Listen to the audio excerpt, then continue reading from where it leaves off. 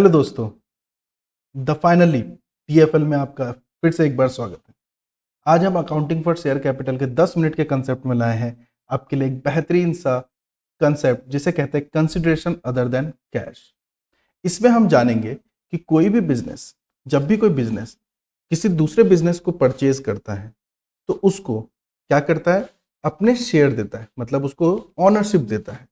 तो उसकी एंट्रीज कैसे होती है, आज हम उसके बारे में सारा कंसेप्ट समझेंगे।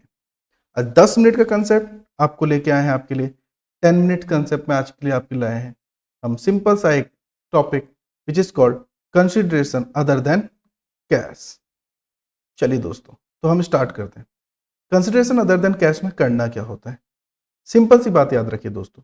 यहां पर जब भी आप बिजनेस को खरीदते हैं तो खरीदने पर आप क्या करते हैं, आपको मिलता है असेट्स। आप क्या खरीद लेते हैं, असेट्स खरीद लेते हैं। लेकिन जब असेट्स खरीदते हैं तो उसके साथ साथ आप उसकी लाइबिलिटीज भी, आप ऑब्लाइज होते हैं कि आप लाइबिलिटीज को भी लेना पड़ेगा आपको। बस यहीं से हमारा पहली चीज समझ में आता है क्या, तो जैसा कि हमने 11th में पढ़ा हुआ है that assets is equal to liability plus capital. लेकिन अगर आपको कैपिटल निकालना हो दोस्तों, अगर आपको कैपिटल निकालना हो तो आप क्या करेंगे, सिंपल सी बात है। अगर आपको कैपिटल निकालना हो तो आप करेंगे असेट्स माइनस लाइबिलिटीज। मीन्स जितना आपने असेट्स खरीदा है और जितनी उसमें से लाइबिलिटीज आपने पे करने के लिए एग्री किया है उसको माइनस कर देंगे तो आपका सीधा सीधा कैपिटल आ जाएगा और यही आपका इशू हो जाएगा शेयर। अब इसका नाम ऐसा क्यों है इस कंसेप्ट का, क्योंकि इसमें आप कैश के अलावा कुछ खरीदते हैं। मशीनरी खरीद सकते हैं, प्लांट खरीद सकते हैं, बिल्डिंग ले सकते हैं, कुछ भी ले सकते हैं कैश की जगह पे। और आप उसके बदले उसे क्या देंगे, तो उसके बदले आप देंगे उसे असेट।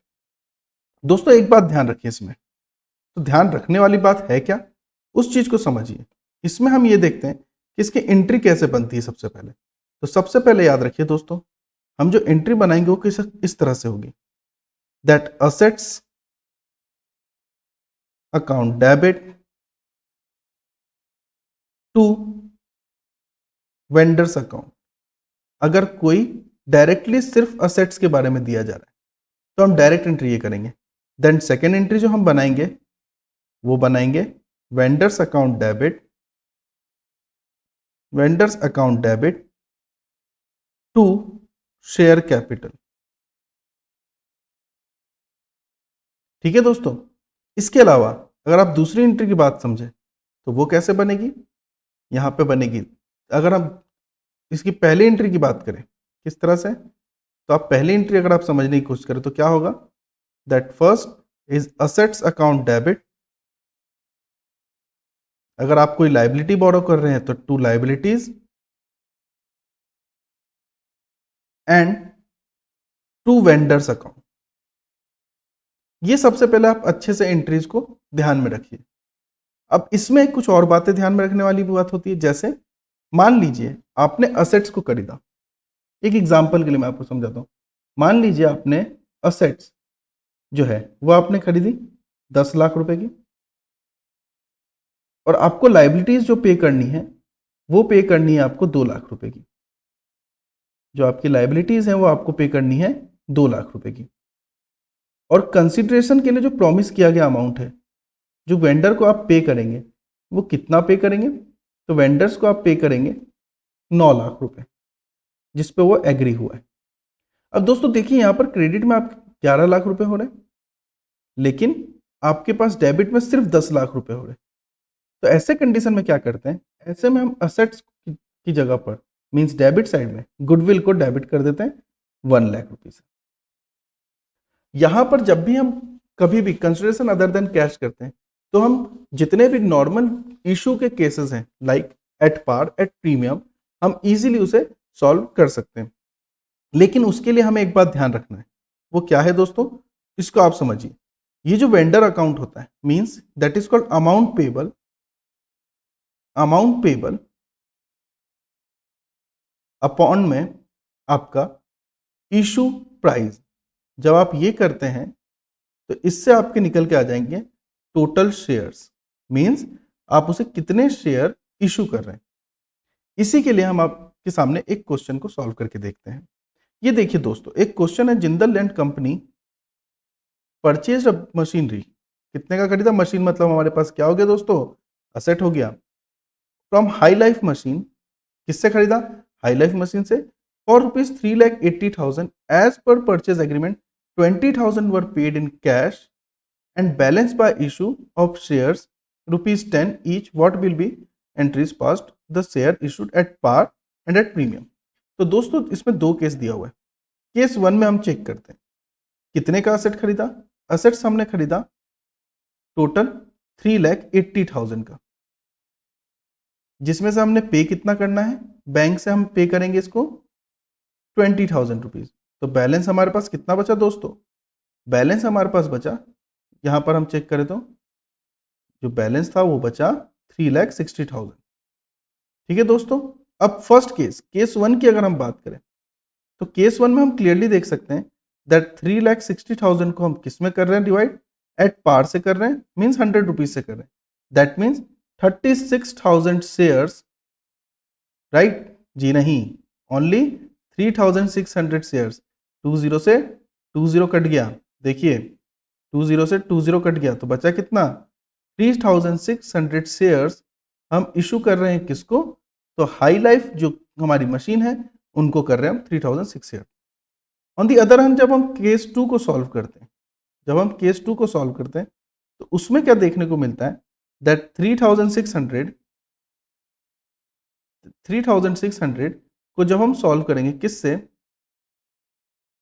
3,60,000 divide by 120। तो सर ये आपने 120 क्यों लिया? क्योंकि 100 का 20% होता है बच्चों 20 रुपए। ठीक है, तो 100 तो ये रहेगा प्लस 20 रुपए, मतलब इशू प्राइस क्या बन गया? तो सिंपल सी बात है 100 plus 20 is equal to 120 rupees issue price बन गया। इसलिए हमने क्या किया? इसको 120 मतलब 0 से 0 cut and this is 3,000 shares हम इशू करेंगे। चलिए दोस्तों अब इसको देख लेते हैं एक बार क्वेश्चन को किस तरह से किया जा सकता है। सबसे पहले हम सॉल्व करते हैं केस 1 को। ठीक है दोस्तों, चलिए केस 1 को सॉल्व करके देखते हैं। सबसे पहले ये रहा, तो हम सबसे पहले जो सॉल्व करने वाले वो है केस 1 एट पार की वैल्यू। तो कैसे करेंगे ये देखिए। सबसे पहली एंट्री क्या बताई मैंने आपको? दैट असेट कौन क्या खरीदा हमने? मशीन खरीदा। तो नेम ऑफ असेट हम लिख देंगे machine debit. Machine debit to किससे खरीदा हमने? हमने खरीदा है हाई लाइफ से, तो हाई लाइफ मशीन। वेंडर का मतलब होता है अगर हमें नाम नहीं पता हो तो हम वेंडर लिख सकते हैं, पर अगर क्वेश्चन में नाम दिया हुआ है तो हम सीधा सीधा लिख सकते हैं विच इज 3,80,000। क्लियर है दोस्तों? अब यहाँ पे बहुत सारे लोग सोचेंगे कि सर आपने 20,000 तो बैंक से दे दिए थे, फिर क्यों नहीं लिखा? क्योंकि अब हम इसे यहाँ पे लिखेंगे, सेकेंड एंट्री में हमेशा लिखेंगे। किसको पे कर रहे हैं? हम हाई लाइफ को पे कर रहे हैं, इसलिए हमको कैश यहाँ लिखना होगा। High life machine debit to bank account, जितनी भी कैश के ट्रांजेक्शन है सारे बैंक से होंगे, टू इक्विटी शेयर कैपिटल। चलिए दोस्तों, यहां पर जब हमने केस फर्स्ट किया था तो कितने शेयर थे हमारे पास? 3,600, राइट? तो इससे हम मल्टीप्लाई किससे करेंगे? इसको मल्टीप्लाई कर देंगे 100 से। ओके, तो कितना आ जाएगा ये आ जाएगा 3,60,000। हमने बैंक से पे किया 20,000 एंड टोटल कितना हो गया? 3,80,000। क्लियर है दोस्तों? नेक्स्ट टॉपिक देखिए, नेक्स्ट इसका ही केस देखिए आप। नेक्स्ट केस में क्या बोलना चाह रहा है? नेक्स्ट केस में क्या बोलना चाह रहा है ये देखिए कि यहां पर एट प्रीमियम की बात कर रहा है। तो पहली एंट्री तो remain same, first entry will be same. Like क्या करेंगे? मशीन अकाउंट डेबिट, मशीन को कर दो डेबिट। कितने से डेबिट कर देंगे दोस्तों? 3,80,000 से। वेंडर का नाम क्या है? तो हाई लाइफ नाम है, टू हाई लाइफ मशीन। कितने का है ये दोस्तों? 3,80,000 का। क्लियर है? अब यहाँ पे बात क्या है कि यहाँ पर हमें करना है प्रीमियम पे। प्रीमियम के अकॉर्डिंग अगर हम चेक करें तो कितने शेयर थे हमारे पास? 3,000। ओके, तो यहाँ पे हम देखते हैं एक बार। देख चलिए दोस्तों, यहाँ पे लिखेंगे high life machine debit to bank account to share capital account. कितने थे दोस्तों? इसके 3,000 थे, मल्टीप्लाई बाय 10 नहीं 100 टू SPR मतलब security premium reserve 3000 multiply by 20। चलिए दोस्तों देखते हैं, यहाँ पर जो देने थे हमें 3,80,000 देने थे, इसमें से 20,000 हमने बैंक से दे दिए, शेयर कैपिटल के आ गए 3 lakh rupees and rest 60,000 is from SPR। Clear है दोस्तों, मतलब हमने SPR में इसे इशू कर दिया, मतलब हमारे पास थोड़ा सा अर्निंग आ गया। क्लियर, तो ये आज का जो हमारा कंसेप्ट था वो था other than cash. Other than cash के और भी क्वेश्चंस बनते हैं, आप इसे जितना बेहतर ढंग से समझते हैं उतने बेहतर ढंग से ये होते जाता है। अगर आपको इसके PDF चाहिए, के क्वेश्चन रिलेटेड PDF चाहिए, या आपको एक और क्लास एक्स्ट्रा चाहिए, एक और क्लास अगर आपको एक्स्ट्रा चाहिए तो आप नीचे हमें कमेंट में बताएं कि आपको किस टॉपिक पे और कैसा आपको क्लास चाहिए। प्लस आप, अगर आपको वीडियो समझ में आया है, कंसेप्ट समझ में आया है, हम 10 मिनट में आपके लिए बहुत कुछ लेके आने वाले, तो लाइक करें। और कई दोस्त आपके ऐसे होंगे जो आप सिर्फ पास होने के लिए ही पढ़ेंगे, तो उन्हें शेयर करें। और आप किसी भी तरह सब्सक्राइब करना ना भूलें, क्योंकि जब तक आप सब्सक्राइब करेंगे आपको नए नए वीडियोस मिलते रहेंगे। So thank you so much, and हमारी एक ही सलाह है आपसे, that keep learning. Thank you so much.